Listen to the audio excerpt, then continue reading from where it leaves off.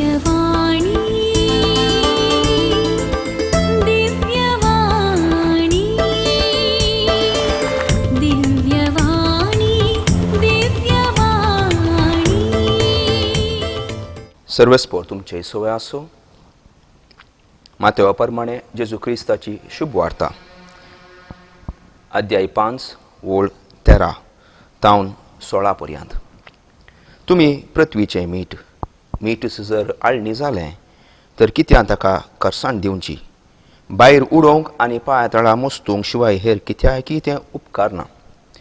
तुम्ही संवसाराचो उजवाड. दोंगराच्या थाळवेर बांदला तें शहर लिपोवन उरना. कोणी मनीस दिवो पेटोवन कोळशा पंदा दवरिना, बागार घरांत आसलेल्या सुमेस्तांक उजवाड जायसो दिवटोनेर दवरता.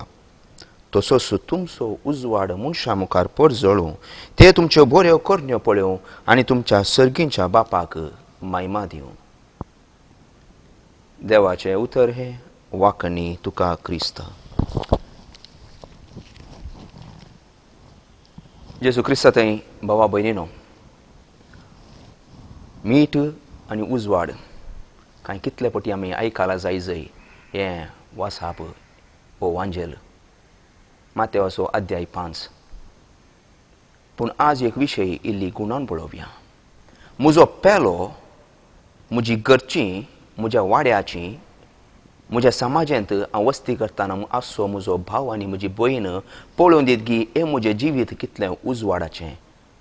पळोवन दीत आनी रूस साकोवन दीत गी हे जिवीत ह्या मनशाच्या जिवितांत कितली रूस दिवन तें एक मिठाची एक सकत आसा. तर बाबा भयणीनो, एक दीस बापोय आपल्या त्या भुरग्यांक आपयता आनी म्हणटा, भुरग्यानो, तुमच्या पैकी एकल्याक म्हजी सगळी आस्त हांव दितां. तेगांयकी न्ही, पूण एकल्याक मात्र. देखून आतां विंचोन कशी करची म्हणटाना बापोय म्हणटा, तुमकां हांव एक कूड दितां. म्हणजे स्टोर रूम. घरांत फाटल्यान एक आंकरेचें कूड आसलें.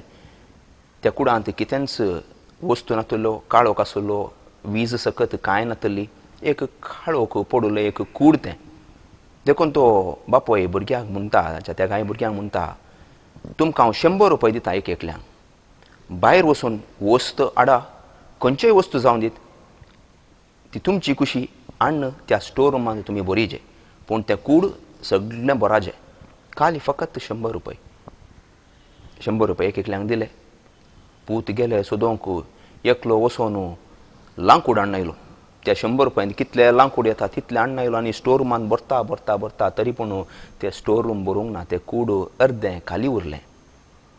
दुसरो भायर गेलो. दुसरो भायर वचोन बात्यान हाडून आयलो.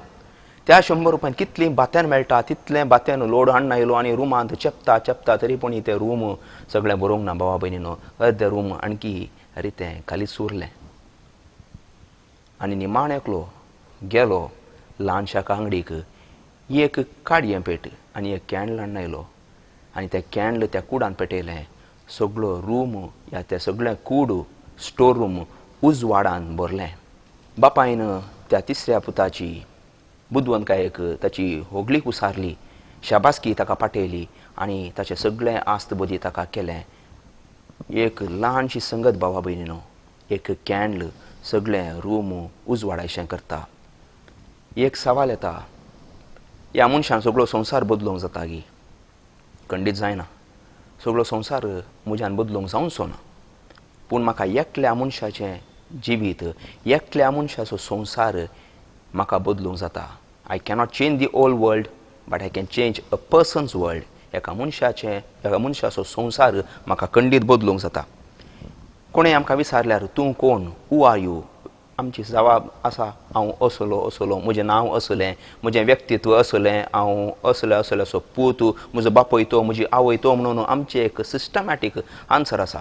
कोणी म्हणी सांगता की हांव संवसाराचो उजवाड म्हणून. आमकां तूं कोण म्हणून विचारल्या सवालाक कोणीय सांगना की हांव संवसाराचो उजवाड. पूण एका रितीन पळयल्यार काजारी जोडी एक कुटाम सांगाता जियेत आसतना, कुटां बांदता आसतना त्या कुटुंबांत ती उजवाड जावंक पळयतात. एकामेका रूच दिवंक जावचें तसलें एक मीठ म्हणली एक वस्तू जावंक पळयतात. समाज सेवा करतना तो समाज सेवक या सेवकी त्या समाजांत आसलेल्या लोकांक एक उजवाड थंयसर जावंक पळयता. एका फिरगजेंत विगार पाद्राब जावं पुरो, आमच्या देशांत राज्यकारणी जावं पुरो खंयचेय संघ संस्थे पोलीस जावं पुरो, नर्सां जावं पुरो, धाकटेर जावं पुरो, घरांत आमची माय, आमची आब, बापोय, आवय, जायते जाण आसात भावा भयणीनो, ल्हानशा संगतींनी मीठ आनी उजवाड जावंक पळयतात. एक सवाल आसा, एक जराल चिंताप सडावत जावन हें क्रिस्तांव लोकां मदें जोरान वळटा तें जावन आसा, तें काम म्हजें न्ही, तें काम ताचें. तें काम हांव करना, तें काम ताणें करचें. म्हणून आमी आज एका रितीन पंगड केल्ले आसा कामाक.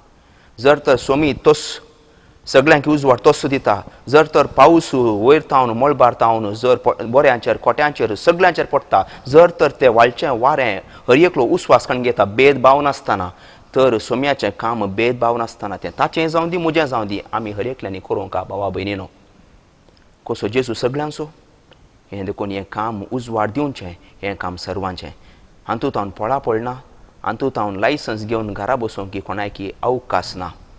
सगळ्यांनी भायर वसाचें. जेजू भायर गेलो आनी तो उजवाड जालो. आमी ह्या कोरोना पिडेच्या वेळार खंडी जावन घरा भायर आमकां चड वचूंक जायना, पूण म्हज्या कुशिल्याच्या घरा जाता, म्हज्या अंतुळणार आसलेल्या म्हज्या माय बापाच्या सांगाता बसून एक उलोवंक 2 शब्द जातात, म्हज्या भुरग्यांक कांय बरें संगत शिकोवंक म्हज्यान जाता, येदोळ पर्यंत खंयची म्हजी पाड सवय आसली ती बरी करूंक म्हज्यान जाता. तर भावा भयणीनो, विशय जायना म्हणली बिलकूल ना. आमी प्रयत्न केल्यार सर्व संगती साध्य. हांवें वाचल्लो वांजेल जावन आसा मीठ आनी उजवाड म्हळें हांवें. थंयसर तो वांजेल एका रितीन आमी विश्लेशण केल्यार आमकां दिसता की जेजू 8 बागी विशांत उलोवन जाल्या उपरांत मीठ आनी उजवाड उलयता. पूण ते 8 बागी उलयतना संदर्भ कसलो, थंयसर लोक आसलो, लोकां जोमो थंयसर आसलो. देखून लोक काल एका गांवांत येवना, सांगाचें जाल्यार देका पुलीस म्हणल्यार गांवांत आयिल्लो. देखून जुदेया तावन जेरुजालेमा तावन जॉर्दन न्हंयपडी तलतडी जावन अशें पुरा जायते कडेन तावन लोक थंयसर येवन जमो जाल्लो. तशें म्हळ्यार एकल्याक मात जेजू उजवाड जाय म्हूण सांगना, जमो आयिल्ल्या सगळ्यांक तो म्हणटा तुमी जाय जय. देखून शब्द पळया, तुमी, तूं न्ही, तुमी जाय जय. उजवाड, तुमी जाय जय. मीठ, तर हांव तूं आमी हर एकलीं ह्या जोम्यांत आसा भावा भयणीनो. जावं दी हांव बोंदेलचो गांवान, जावं दी एकलो कारकोळचो, जावं दी एकलो चिकमांगलूरचो, जावं दी एकलो आसा आफ्रिका, जावं दी एकलो आसा ऑस्ट्रेलिया, अमेरिका या जर्मनी, इटली, खंय तर तो आसा जावं पुरो, आमी हर एकल्यांक आपोवणें आसा, एक इन्विटेशन आसा. तें 2000 वर्सां आदींच जेजून तुका आनी म्हाका दिल्लें आसा आनी तें जावन आसा पृथ्वीचें मीठ आनी उजवाड जावंक. देखून ह्या जोम्याक जेजू लागीं आपयता आनी म्हणटा तुमी भायर सरून वसा, भायर सरून वसा आनी हेरांक ती रूच दिया. एक दीस एकलो भुरगो आपल्या मेस्त्री लागीं वता आनी म्हणटा, मेस्त्री, तूं इतलो ध्यान करताय, तूं इतलो ना वाडदीक, तुजे प्रसंग भोव आपुरबायेचे, लोक तुका मेळूंक आरी हारीन येता, तुजे लागचें कावन्सिलींग घेता, माहेत समजोणी घेवन ते फाटीं वतात. तर म्हाका सांग, हो मनीस इतलो ल्हान, हांवें कसो हो संवसार बदलचो? ह्या ल्हान मनशान कांय व्हडलो संवसार बदलूंक जायना. Because I am small and the world is too big. हांव ल्हान आनी संवसार व्हडलो. देखून तो मेस्त्री त्या भुरग्याक ताच्या शिश्यांक आपयता आनी म्हणटा, पुता, तुज्या कुडांत न्हिदतना एक काम कर, एक ल्हानशी जळार भितर सोड आनी बंद कर. ती ल्हानशी जळार तुका न्हिदोंक सोडना. येद्या व्हडल्या कुडीक एक ल्हानशी जळार दोस्ता, न्हिदोंक दिना, उपाद्र दिता. तर संवसार व्हडलो जाला जावं पुरो, पूण हांव एक ल्हान त्या जळारी भाशेन एका रितीचो प्रभाव घालूंक सोदतां. उडास दवरया, जेजून ताच्या तरण्या प्रायेत ह्या संवसाराचेर ताणें प्रभाव घालो. देखून आज आमकां खंयच्या रितीन उजवाड जाय भावा भयणीनो. थोडे म्हणटा जिवितांत म्हाका अर्थ ना, जिवितांत म्हाका दिशा ना. आमी हांगासर आसा, एका जोम्या बरी सोम्या संगी लागीं वेता. तर जेजूय म्हणटा, तुका आज कितें जाय, कितें आसर हांगासर आयल्यात, हांवें तुमकां कितें करी जें म्हणली तुमची आशा. तर आमी सांगया, सोम्या, म्हाका हें जिवीत म्हजें एका रितीन उजवाडाचें जायचें, एका रितीन पेल्याक रुचीचें म्हाका करूंक हांव आशेतां.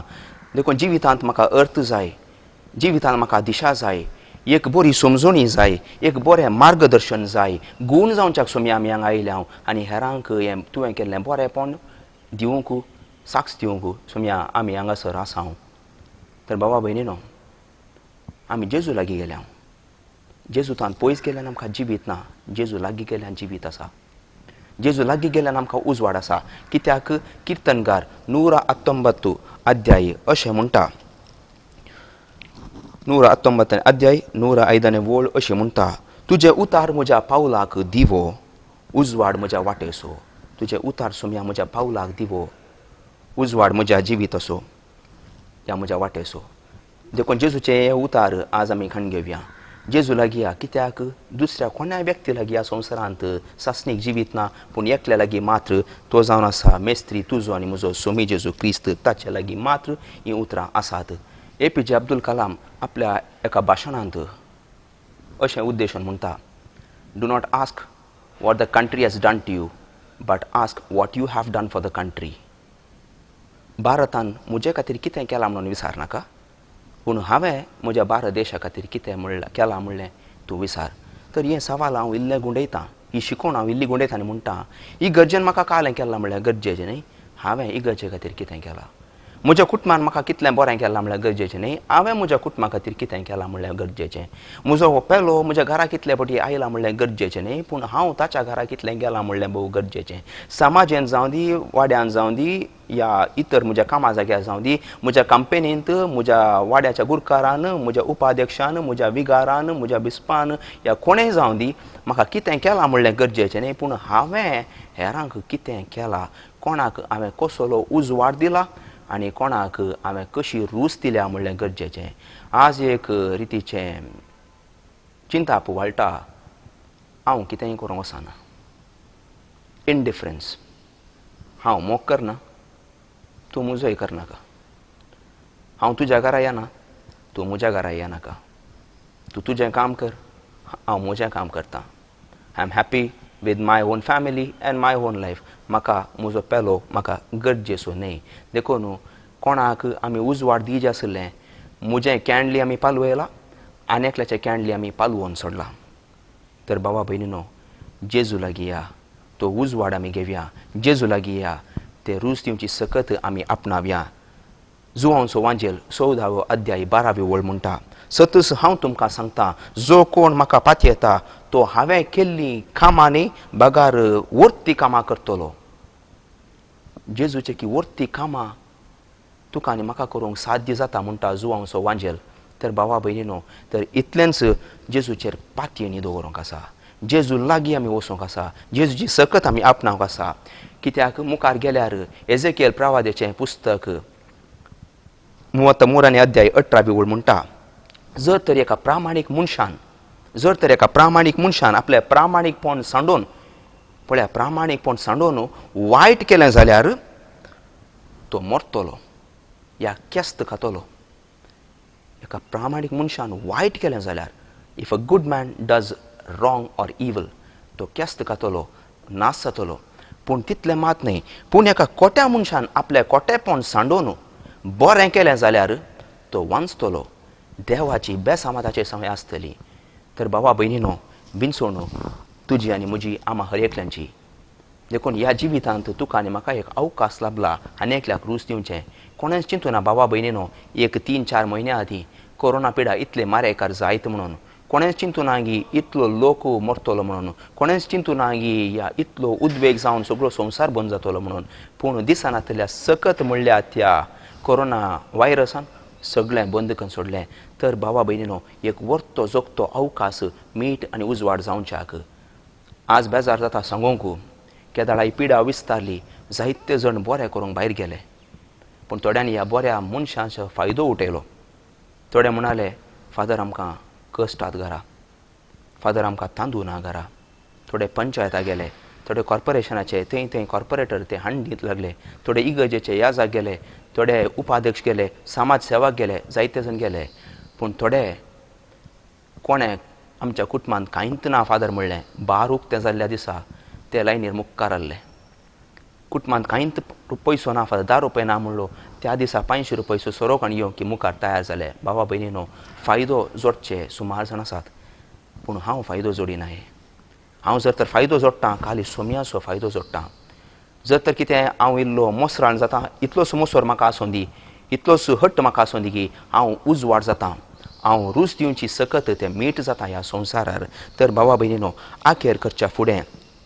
जुवांचें पयलें पुस्तक अध्याय 1 वळ 5 अशें म्हणटा देव म्हळ्यार उजवाड ताचे थंय काळोख ना देवाचो आमी एकवटांत आसांव म्हणून सांगून आमी काळोखांत चलता जाल्यार आमी फटकिरे हें आमकां भोव वाजबी जर तर जेजू सवय आमी एकवटान आसांव आमी वांजेल वाचतांव आमी मीस पळयतांव सगळें करतांव तेस करतांव टीव्हीर पळोवन आराधन करतांव सगळें करतांव पूण आमी काळोखांत चलतांव जाल्यार हें सगळें करन आमी फटकिरी म्हणटा पवित्र पुस्तक कित्याक आमी सता प्रमाणें जियेनाव पूण देव उजवाडांत आसलेले बरी आमी उजवाडांत जियेतांव जाल्यार आमी एकामेकाच्या एकवटांत आसांव म्हणून जालें तर भावा भयणीनो जर तर आमी जेजू सांगाता आसांव म्हणून आमच्या जिबेर आमी सांगतांव आमच्या तोंडान आमी उसारतांव आमी हेरांक सांगतांव आमी सुम्या मुखार वचून दिंबेर पडून आमी मागणें करतांव तर इतलेंच जावन दी आमी उजवाडांत चलची भुरगीं जावया